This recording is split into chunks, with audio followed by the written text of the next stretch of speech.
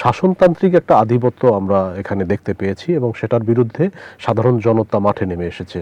সাংস্কৃতিক একটা আধিপত্য বাংলাদেশের উপরে এখনো চালু আছে। বিশেষ করে অনেক ধর্মীয় শব্দ পরিবর্তন হয়ে গিয়েছে। যেমন আমরা জানাজা শব্দটা, এটা একটা মুসলিম শব্দ এবং এটার সাথে একটি শ্রদ্ধাবোধের জায়গা আছে। তো সেই জানাজা শব্দটাকে এখন অন্ত্যেষ্টিক্রিয়াতে নিয়ে যাওয়ার চেষ্টা করা হচ্ছে। আমরা আগে লাশ বলতাম, লাশ বললে সেখানে একটা শ্রদ্ধাবোধের জায়গাটা আসতো, সেখানে মরদেহ বলা হচ্ছে। মরদেহ তো আসলে সেখানে একটা পশু পাখি থেকে শুরু করে সবকিছু মারা গেলে তাদেরকে মরদেহ বলা হয়, কিন্তু মানুষ যখন মারা যায় তখন সেটাকে আমরা ধর্মীয় দৃষ্টিকোণ থেকে লাশ শব্দটা ব্যবহার করতাম, কারণ ওই শ্রদ্ধাবোধের জায়গাটা থেকে। এবং দাফনের সময়ও একটা আনুষ্ঠানিকতা পালন করা হয়, বিশেষ করে শুধুমাত্র মুসলমান ধর্ম না, সব ধর্মেই কাউকে শেষ বিদায় যেটা, তার একটা আনুষ্ঠানিকতা আছে। তো এই যে সাংস্কৃতিক আগ্রাসনটা বাংলাদেশের উপরে চলছে, বিশেষ করে ভারতীয় আগ্রাসনটাই এখানে বেশি, বা হিন্দুদের যে কালচারটা, এই কালচারটা মুসলমানদের মধ্যে ঢুকিয়ে দেওয়ার চেষ্টা হচ্ছে। এখান থেকে বেরিয়ে যাওয়ার উপায়টা কি আসলে? 5ই আগস্টের পর থেকে একটা কথা আমি বারবার বলে আসছিলাম যে রাজনৈতিক ফ্যাসিস্টরা বিদায় হয়েছে, সাংস্কৃতিক ফ্যাসিস্টরা বিদায় হয়নি। যাদের উপর ভর করে বিগত সময়ে রাজনৈতিক ফ্যাসিজম তৈরি হয়েছে তারা ইতিমধ্যে দেশে আছে। একসময় এই অঞ্চলে জমিদারি প্রথা ছিল, এখন যদিও সেটা উচ্ছেদ হয়েছে, কিন্তু এই কলকাতার দাদাবাবুদের যে সাংস্কৃতিক জমিদারগিরি বা দাদাগিরি এখনো পর্যন্ত কার্যকর আছে। আপনি যে সংকটগুলোর কথা উল্লেখ করলেন, এর বড় একটা কারণ হলো সাংস্কৃতিক ক্ষেত্রে যদি আমরা সংখ্যাগরিষ্ঠ মানুষ মুসলমান, কিন্তু আমরা ইসলামী সংস্কৃতিকে সামনে আনতে পারিনি, যার কারণে এখন তো কিছু পশ্চিমা সংস্কৃতি ঢুকছে, কিন্তু টার্গেট করে সেই হিন্দুয়ানি সংস্কৃতিকে প্রাচীন বাঙালি সংস্কৃতি বলে চালিয়ে দেওয়ার একটা চেষ্টা লক্ষ্য করা যাচ্ছে। আপনি যে শব্দগুলোর কথা বললেন, এটা কাকতালীয়ভাবে উঠে আসছে বিষয়টা এমন না।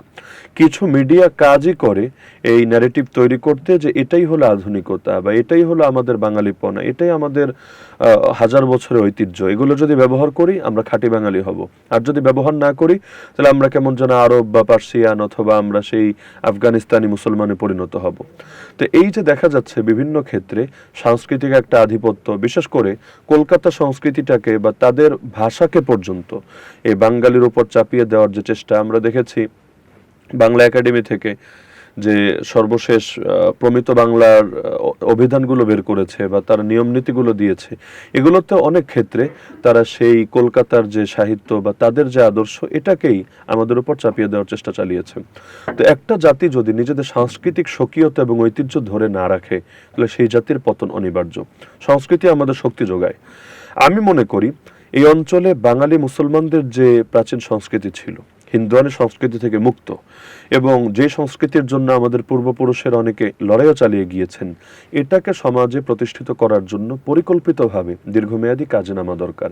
এক্ষেত্রে একটা ভূমিকা পালন করতে পারে আমার মতো যারা ধর্মীয় আলোচক আছেন, তারা মানুষকে সচেতন করতে পারেন যে ইসলাম শুধু নামাজ রোজার নাম না, ইসলাম সংস্কৃতিরও নাম। এবং সাংস্কৃতিক ক্ষেত্রে কথা বলার ক্ষেত্রে পর্যন্ত আল্লাহ নবীর সুন্নাহ আছে। নবীজি সাল্লাল্লাহু আলাইহি ওয়াসাল্লাম ওই সমস্ত শব্দগুলো পর্যন্ত পরিহার করতেন, অন্যদেরকে পরিহার করতে বলতেন যার ভেতর পৌত্তলিকতা বা শিরকের গন্ধ পাওয়া যায়। এবং আল্লাহ রাসূল সাল্লাল্লাহু আলাইহি ওয়াসাল্লাম বহুত আমলের ক্ষেত্রে পর্যন্ত এতটা সতর্কতা অবলম্বন করেছেন যে আমল করতে গিয়েও যাতে অন্যদের সাথে মিলে না যায়। যেমন আশুরার রোজা, আশুরা একদিন, কিন্তু রোজা রাখতে বললেন দুইটা, আগে একদিন মিলাতে বা পরে একদিন মিলাতে। কেন? নবীজি বললেন যাতে ইহুদিদের সাথে আমাদের সাদৃশ্য না হয়ে যায়। 3টা সময় নামাজ পড়া নিষিদ্ধ, যখন সূর্য ওঠে, যখন ডোবে, যখন ঠিক মাথার উপরে থাকে। কেন? এই 3 টাইমে সূর্য পূজারীরা সূর্যের পূজা করে। তা আমরা নামাজ পড়লে যদিও আল্লাহর জন্যই পড়ছি, কিন্তু দেখতে যাতে ওদের সাথে সাদৃশ্য না হয়ে যায়, সময়টা মিলে না যায়। তো যেই নবীজি এত সতর্ক ছিলেন, চুল কাটার ক্ষেত্রে পর্যন্ত বলেছেন যে ওরা যেভাবে চুল কাটে তোমাদেরটা এভাবে যাতে না হয়। তাহলে সেই নবীর উম্মত সাংস্কৃতিক ক্ষেত্রে তো অবশ্যই সচেতন হতে হবে। কিন্তু এটা যে ধর্মের অংশ আমরা অনেকেই বুঝি না, এক্ষেত্রে আমাদের রোল প্লে করা দরকার।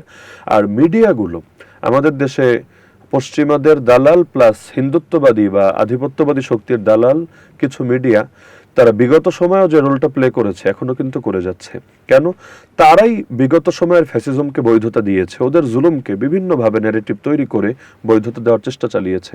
আমি দেখতে পাচ্ছি তারাই মূলত এই সংস্কৃতিটাকে বাঙালিত্বের নামে বা বিভিন্ন সুন্দর সুন্দর চটকদের শিরোনাম দিয়ে জাতিকে গেলানোর চেষ্টা করছে। এক্ষেত্রে সচেতন মিডিয়া যাদের ভেতর বাংলাদেশ পন্থার প্রতি ভালোবাসা বা ইসলাম পন্থার প্রতি ভালোবাসা, তারা যদি এগিয়ে আসে এবং ভিন্ন ন্যারেটিভ এবং বয়ান তৈরি করে, ইনশাআল্লাহ একসময় পরিবর্তন আচ্ছা, আসবে। এখানে আরেকটা বিষয় যে এই যে কালচারাল যে আগ্রাসন, এটা সহজে বাংলাদেশে ঢুকে যাচ্ছে। কেউ কেউ ভারতীয় কালচারের প্রতি আগ্রহ তৈরি হচ্ছে, কারো কারো পশ্চিমা কালচারের প্রতি মানুষের আগ্রহ তৈরি হচ্ছে। তো এই যে মানুষের আগ্রহটা তৈরি হয়েছে, বিভিন্ন জনের এক একজন এক এক দিকে চলে যাচ্ছে, এইটার পিছনে বাংলাদেশের যে শিক্ষা ব্যবস্থাটা, বিশেষ করে মাদ্রাসা শিক্ষা ব্যবস্থার দুইটা ধারা, কওমি একটা ব্যবস্থা আর একটা আলিয়া ব্যবস্থা, আবার জেনারেল লাইনেও এরকম বিভিন্ন ধরনের শিক্ষা ব্যবস্থা আছে, একটা ইংলিশ মিডিয়াম আবার একটা বাংলা মিডিয়াম।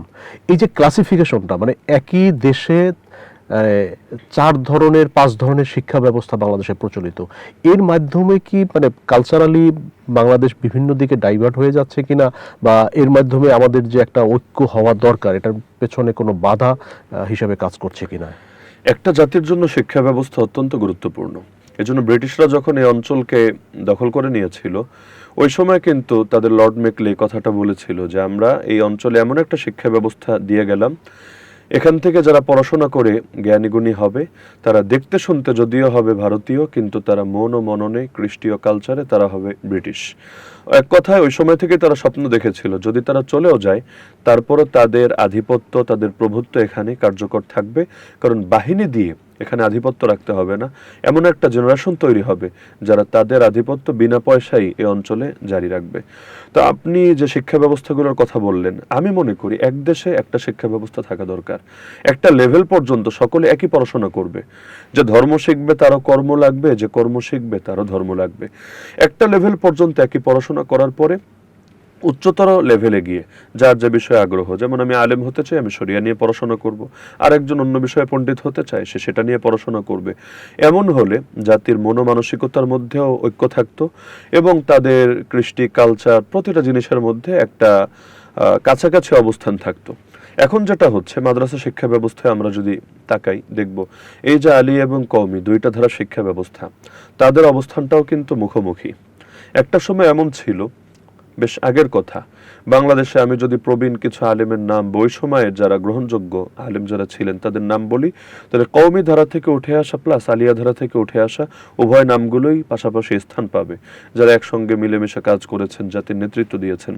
কিন্তু বিগত সময়ে পরিকল্পিতভাবে আলিয়া শিক্ষা ব্যবস্থাটাকে এমনভাবে এটাকে নিজেদের মতো গড়ার চেষ্টা করা হয়েছে যে এখান থেকে এখন ওই মানের বড় আলেম কম তৈরি হচ্ছে। হাতে গোনা কিছু প্রতিষ্ঠান যারা স্বকীয়তা ধরে রেখেছেন তারা পারছেন, বাকিরা কিন্তু স্রোতের সাথে কিছুটা হারিয়ে যেতে বাধ্য হয়েছেন।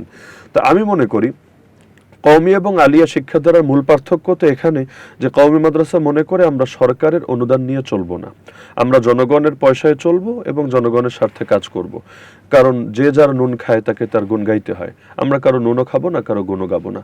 আর আলিয়া মাদ্রাসা মনে করে যে না, আমরা যদি এখন নিজেরা আর্থিক দিকে নজর দিতে যাই, তাহলে পড়াশোনা বা অন্যান্য গবেষণার দিকে নজর দেওয়ার সময় হয়তো কম পাবো। তাহলে আমরা সরকারি অনুদানে চলি, কিন্তু আমরা আমাদের মতো করে দুইটা সমন্বয় ঘটাই, জেনারেল নলেজ প্লাস ধর্মীয় জ্ঞান, উভয়টা সমন্বয় ঘটাই। আমি মনে করি সেরেফ যদি এতটুকু পার্থক্য নিয়েও চলতো, যে ইনকাম সোর্সের পার্থক্য, বাকি প্রত্যেকে নিজেদের আদর্শের জায়গায় এবং জ্ঞানের জায়গায় যদি তারা অটুট থাকতো, তাহলে এখন যে দূরত্বটা তৈরি হয়েছে, যে অনৈক্যটা তৈরি হয়েছে, এটা হতো না। তো চাইলেই একদিনে এদেশে শিক্ষা ব্যবস্থা সব পার্থক্য দূর করে এক জায়গায় আনাটা হয়তো সম্ভব হবে না। যেমন জেনারেল লাইনেও আমরা দেখতে পাই Bangla medium, English medium. English মিডিয়ামে যারা পড়াশোনা করছে, এদের মধ্যে বাঙালিত্বের তুলনায় পশ্চিমা কালচারটাই বেশি দেখা যাচ্ছে। কারণ শিক্ষা ব্যবস্থা থেকে শুধু মানুষ কালো কালো অক্ষর শেখে না, একটা আদর্শ শেখে, একটা ঐতিহ্য শেখে, একটা ধারা শেখে। তো এগুলোর কারণে দেখা যাচ্ছে আগামীতে এইরকম একটা আশঙ্কাজনক পরিস্থিতি তৈরি হয়েছে। নেক্সট যে জেনারেশন আসবে, জেনারেশন আলফা, তারা কতটুকু বাঙালি থাকবে আর কতটুকু পশ্চিমা ধাঁচের থাকবে, এটাই তো ইতিমধ্যে সন্দেহ তৈরি হয়েছে। তো তারা যখন রাষ্ট্র পরিচালনায় যাবে, তারা যখন বিভিন্ন সেক্টরে নেতৃত্ব দিবে, অবশ্যই এই জাতির ঐতিহ্য, এই জাতির সংস্কৃতি হুমকির মুখে পড়ার আশঙ্কা আছে। তো আগামী দিনে যারা ক্ষমতাসীন হবে, তারা যদি এই বিষয়গুলোতে নজর দেন এবং প্রতিটা ক্ষেত্রে নিজেদের কালচারকে তারা প্রতিষ্ঠিত রাখার এবং আগামী প্রজন্মের ভেতরে এটা ছড়িয়ে দেওয়ার জন্য পরিকল্পিত চেষ্টা চালান, তবে আমি মনে করি কিছুটা হলেও এই সমস্যাটা বা এই সংকটটা দূর করা সম্ভব হবে। না হলে ভয়ঙ্কর এক ভবিষ্যৎ আমাদের জন্য অপেক্ষা করছে। এটা কি সম্ভব আসলে? বিশেষ এটা- করে কওমি এবং আলিয়া এই দুইটি শিক্ষা ব্যবস্থাকে কি একটা জায়গাতে নিয়ে আসা কি সম্ভব কিনা আসলে? এটা বেশ জটিল একটা ব্যাপার এবং এটার জন্য মানে প্রচুর পরিকল্পনার প্রয়োজন আছে। একটা জায়গায় আনা বলতে এটা তো সম্ভব না যে উভয় ধারা বিলীন হয়ে যাবে, কারণ ইতিমধ্যে তাদের শাখা প্রশাখা এত বিস্তৃত, কোনোটাকে বিলীন করা আপাতত সম্ভব বলে মনে হয় না। কিন্তু যেটা সম্ভব, অতীতে আমি যে উদাহরণটা দিলাম, যে অতীতে একসময় তো কাছাকাছি অবস্থান ছিল, কওমি মাদ্রাসা থেকে পড়াশোনা করে আলিয়া মাদ্রাসায় শিক্ষকতা করেছে, এরকম হাজার উদাহরণ আছে।